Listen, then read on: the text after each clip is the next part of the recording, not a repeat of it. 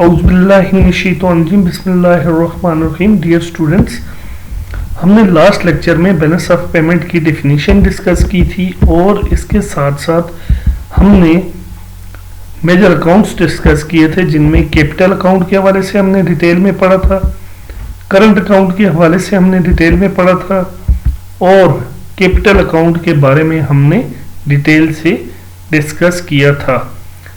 آج ہمارا تیسرا اکاؤنٹ جو ہے وہ ہم ڈسکس کریں گے فائنینشیل اکاؤنٹس. فائنینشیل اکاؤنٹ کیا چیز ہے؟ ڈیئر اسٹوڈنٹس، فائنینشیل کہتے ہیں مالیاتی کو، یعنی جس میں پیسہ انوالو ہوتا ہے. جب ہم اکنامکس کے حوالے سے بات کریں گے بیلنس آف پیمنٹ کی، تو بیلنس آف پیمنٹ کا جو تھرڈ اکاؤنٹ ہے وہ فائنینشیل اکاؤنٹ ہے. اس میں سرمایہ کاری اور مالیاتی اثاثوں کی خرید و فروخت شامل ہوتی ہے اور یہ انویسٹمنٹ فلو کا ذکر کرتا ہے. جو آپ کے ملک میں انویسٹمنٹ آ رہی ہے، آپ کے پاس فارن ڈائریکٹ انویسٹمنٹ آ رہی ہوتی ہے، فارن پورٹ فولیو انویسٹمنٹ آ رہی ہوتی ہے، loans are borrowing from other countries are institution. جیسے پاکستان IMF سے قرضہ لیتا ہے، چائنا اس کا دوست ملک ہے، چائنا سے قرضہ لے رہا ہے، اور اسی طرح جو سعودی عرب سے قرضہ اس نے لیا ہے. اس کے بعد change in foreign exchange reserve, آپ کے پاس فارن ایکسچینج ریزرو پڑے ہوتے ہیں، ان میں جو تبدیلیاں آ رہی ہوتی ہیں وہ فائنینشیل اکاؤنٹ کے زمرے میں آ رہی ہوتی ہیں. فارن ایکسچینج ریزرو آپ کے پاس کیسے آتے ہیں؟ جو باہر کے ملک سے آپ کے ریلیٹیو رشتہ دار جتنے بھی ہیں وہ آپ کو ریمیٹنس بھیج رہے ہوتے ہیں، یا آپ باہر کے ملک میں ایکسپورٹ جو کر رہے ہوتے ہیں وہ آپ کے پاس پیسہ باہر کے ملکوں کا آ رہا ہوتا ہے. پھر جب آپ امپورٹ کرتے ہیں تو آپ انہیں پے کر رہے ہوتے ہیں. اگر زیادہ امپورٹ ہوگی تو یہ ریزرو آپ کے پاس نہیں ہوں گے، کم امپورٹ ہوگی تو آپ کے پاس ریزرو ہوں گے. فائنینشیل اکاؤنٹس کو آپ ڈیٹیل میں ڈسکس کرتے ہیں کہ فائنینشیل اکاؤنٹس میں مزید فردر کون کون سے اکاؤنٹس شامل ہیں. اس میں 3 اکاؤنٹس جو مینلی ڈسکس کیے جاتے ہیں. نمبر 1 ڈائریکٹ انویسٹمنٹ ہے، نمبر 2 پورٹ فولیو انویسٹمنٹ ہے، اور نمبر 3 کو ہم نے سب کیٹیگری میں ادر انویسٹمنٹ کے حوالے سے لیا ہے. اب ہم ڈسکس کرتے ہیں کہ ڈائریکٹ انویسٹمنٹ کیا چیز ہے. ڈائریکٹ انویسٹمنٹ، جس کو ہم یہاں پہ فارن ڈائریکٹ انویسٹمنٹ بھی کہتے ہیں. فارن ڈائریکٹ انویسٹمنٹ سے مراد وہ سرمایہ کاری ہے جو کوئی غیر ملکی فرد، کمپنی یا ادارہ، کوئی بھی ہو سکتا ہے، براہ راست، یہاں پہ ایک لفظ ڈائریکٹ کا لفظ ورڈ استعمال ہوتا ہے. تو ڈائریکٹ کا مطلب ہوتا ہے براہ راست، اور انویسٹمنٹ کا مطلب ہوتا ہے سرمایہ کاری. یعنی کوئی دوسرا ملک آپ کے ملک میں آ کر ڈائریکٹ انویسٹمنٹ کر رہا ہوتا ہے، کوئی صنعت لگا رہا ہوتا ہے، کوئی منصوبہ لگا رہا ہوتا ہے، کوئی پروجیکٹ وغیرہ لگا کر کاروبار کر رہا ہوتا ہے.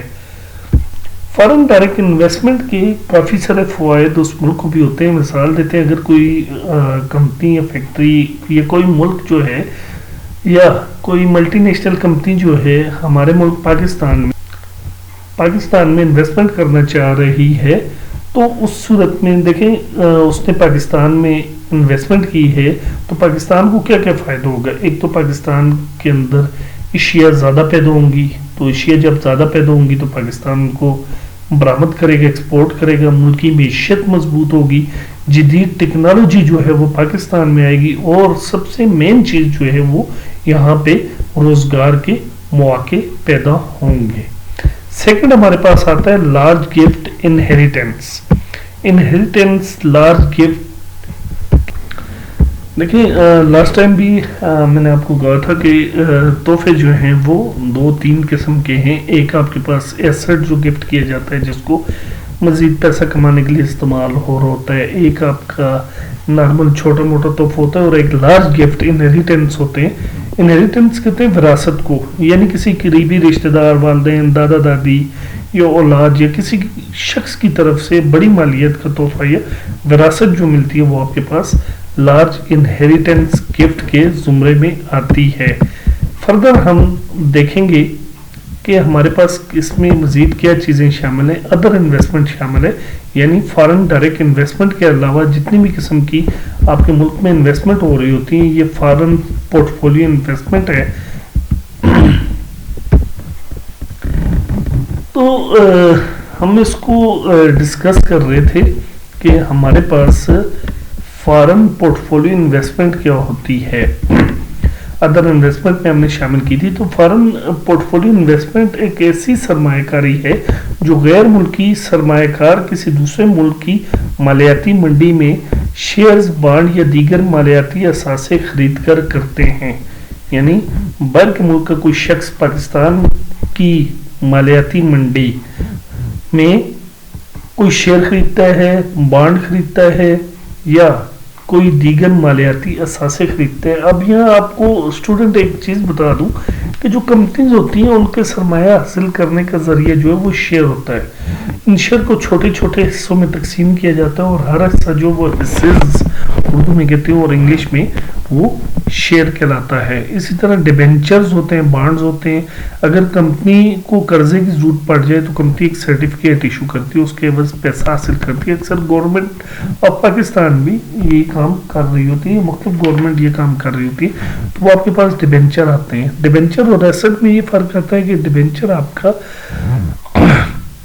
لائبلٹی ہے، یعنی آپ کی ذمہ داری ہے کسی بھی ادارے کی، کسی بھی کمپنی کی، کسی بھی گورنمنٹ کی جو ڈیبینچر ایشو کر رہے ہیں، جبکہ شیئر آپ کے پاس ایسٹس آ رہے ہوتے ہیں. اور شیئر جو ہیں وہ ایسٹس، جن کے پاس شیئر ہوتے ہیں وہ مالک ہوتے ہیں اور جن کے پاس ڈیبینچر ہوتے ہیں وہ کمپنی کے قرضدار ہوتے ہیں، یعنی انہوں نے کمپنی کو قرض دیا ہوتا ہے.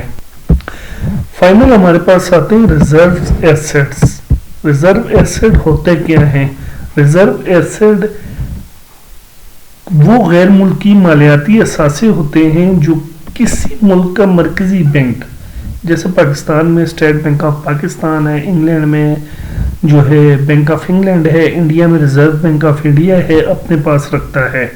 یعنی ریزرو اثاثے، ریزرو ایسٹس وہ غیر ملکی مالیاتی اثاثے ہوتے ہیں جو کسی بھی ملک کا مرکزی بینک اپنے پاس رکھتا ہے.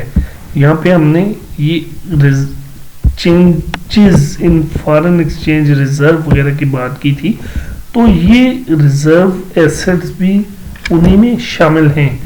اب یہ ریزرو ایسٹس کے کیا فوائد ہو سکتے ہیں؟ یہ ملکی کرنسی کو مستحکم رکھ سکتے ہیں، بیرونی ادائیگیاں، بیلنس آف پیمنٹ کی ادائیگیاں کرنے میں کام آ سکتے ہیں. ہنگامی حالات جیسے ملک میں فلڈ آ جاتا ہے یا کوئی اور ارتھکوئک آ جاتا ہے. پاکستان میں بھی 2005 میں ارتھکوئک آیا ہے، فلڈ جو ہے وہ 2010 میں آیا، اس کے بعد پھر 2020 کے بعد 3-4 سال ریگولر آتا رہا ہے. تو یہ ریزرو اس صورت میں کام آتے ہیں. ڈیئر اسٹوڈنٹس، نیکسٹ ہم پڑھتے ہیں why balance of payment is important. Balance of payment کیوں امپورٹنٹ ہے؟ بیلنس آف پیمنٹ کسی ملک کے لیے کیوں اہمیت کا حامل ہے؟ یہ بیلنس آف پیمنٹ کی اپنی اہمیت کیا ہے؟ بیلنس آف پیمنٹ جو ہے وہ شو کرتا ہے کنٹری اکنامک اسٹرینتھ، یعنی کوئی ملک کتنا معیشت کے حوالے سے اسٹرانگ ہے یا نہیں ہے. It indicates if country is earning more than its spending. یعنی یہ ظاہر کرتا ہے کہ اس کی آمدنی ارننگ کتنی ہے اس کی سپینڈنگ اخراجات کے حوالے سے، آیا کہ اس کی ارننگ زیادہ ہے یا کم ہے. تھرڈ نمبر پہ یہ ہیلپس کرتا ہے گورنمنٹ کو make economic and monetary policies, یعنی کوئی بھی ملک جو ہے وہ اپنی اکنامک اور مانیٹری پالیسی کے حوالے سے فیصلہ کرے کہ اس نے ایک مانیٹری پالیسی یا اکنامک پالیسی کس طرح سے بنانی ہے. مانیٹری پالیسی کسی بھی ملک کا مرکزی بینک بنا رہا ہوتا ہے، یعنی افراط زر اور تفریط زر کو کنٹرول کرنے کے لیے مانیٹری پالیسی بنائی جاتی ہے. اسی طرح بیلنس آف پیمنٹ جو ہے وہ شو کر رہا ہوتا ہے فارن انویسٹمنٹ ٹرینڈز، یعنی بیرونی ممالک سے جو انویسٹمنٹ ہو رہی ہوتی ہے وہ زیادہ ہو رہی ہے، کم ہو رہی ہے، یا لوگ کرنا چاہ رہے ہیں یا نہیں کرنا چاہ رہے. اس حوالے سے ہم نے لاسٹ ٹاپک میں ڈسکس کیا تھا کہ فارن ڈائریکٹ انویسٹمنٹ اور foreign portfolio investment. Dear students, ये आल्सो हेल्प करता है to understand exchange rate stability, कि किसी भी मुल्क की एक्सचेंज रेट की स्टेबिलिटी को जाहिर कर रहा होता है, यानी करेंसी की कदर पर भी इसके गहरे असरात होते हैं।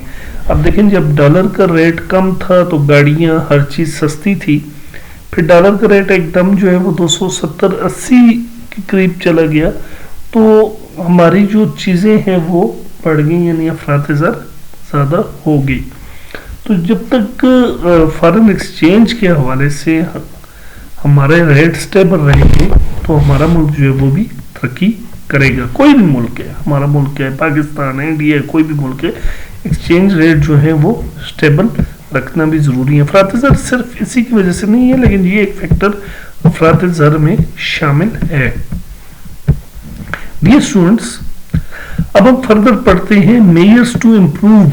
वो कौन कौन से तरीक़ेकार हैं जिनके थ्रू बैलेंस ऑफ पेमेंट जो डेफिसिट इन पाकिस्तान है उसको इम्प्रूव किया जा सकता है, उसको बेहतरी की तरफ लाया जा सकता है। कौन कौन से तरीक़ाकार हैं? तो हमारे पास कुल 10 तरीक़ाकार हैं। इनके अलावा मज़ीद भी तरीक़ाकार हो सकते हैं, लेकिन मैंने आपके साथ जो इम्पोर्टेंट है वो ही डिस्कस किए हैं। सबसे पहला आता है इंक्रीज एक्सपोर्ट। आप एक्सपोर्ट को इंक्रीज करके कर सकते हैं। Reduce import, promote foreign direct investment, इसी तरह इंक्रीज रेमिटेंस, आपको मैंने रेमिटेंस बता दिया है। Boost tourism, control external borrowing, strength agriculture sector, चूंकि पाकिस्तान एग्रीकल्चर कंट्री है, develop the IT and freelancing sector, exchange rate stability और improve governance and reduce corruption. ठीक है, पाकिस्तान का सबसे बड़ा मसला नंबर 10 है। अगर मसला नंबर 10 आप कंट्रोल कर लें तो मेरे ख्याल से बाकी 9 जो है वो ऑटोमेटिकली शिफ्ट टूवर्ड अपवर्ड, यूं अपवर्ड शिफ्ट की तरफ हो जाएंगे। अब आप इनको डिटेल से डिस्कस करते हैं। Increase export. एक्सपोर्ट ज़ाहिर सी बात है, जब आप ऑलरेडी इंक्रीज करेंगे तो आपके पास